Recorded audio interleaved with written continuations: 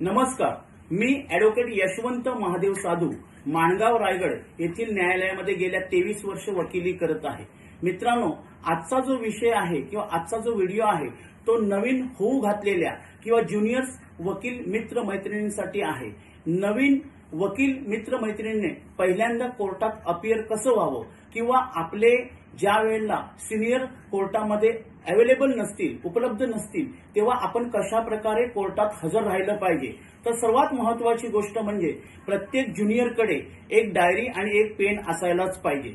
त्याचा मोबाईल स्वतःच्या जवळ असता कामा नये। त्यानंतर ज्या वेळेला सिनियरने आपल्याला अपियर व्हायला पहिल्यांदा सांगितलं असेल तेव्हा आपल्या ऑफिसमधील सिनियरच्या आपण ब्रीफ वाचून जायला पाहिजे।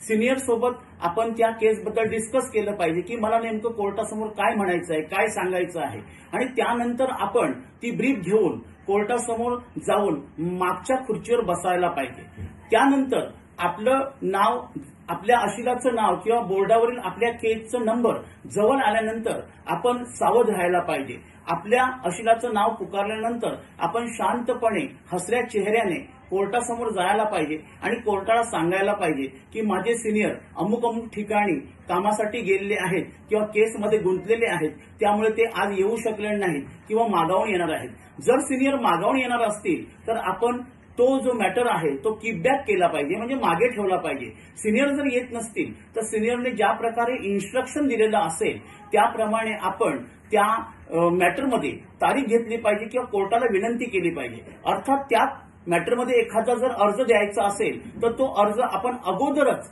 लिहून तयार ठेवला पाहिजे आणि ज्या वेळेला मॅटर पुकारलं जाईल तेव्हा तो अर्ज कोर्टासमोर दिला पाहिजे। आणि मग जर का सिनियर मागावून येणार नसतील तर आपण योग्य ती सिनियरने सांगितलेली तारीख घेतली पाहिजे आणि सिनियर जर येणार असतील तर कोर्टाला तसं सांगितलं पाहिजे की माझे सिनियर कमीत कमी अर्धा तासाने किंवा 1 तासाने कोर्टासमोर येऊन मॅटर चालवणार आहेत।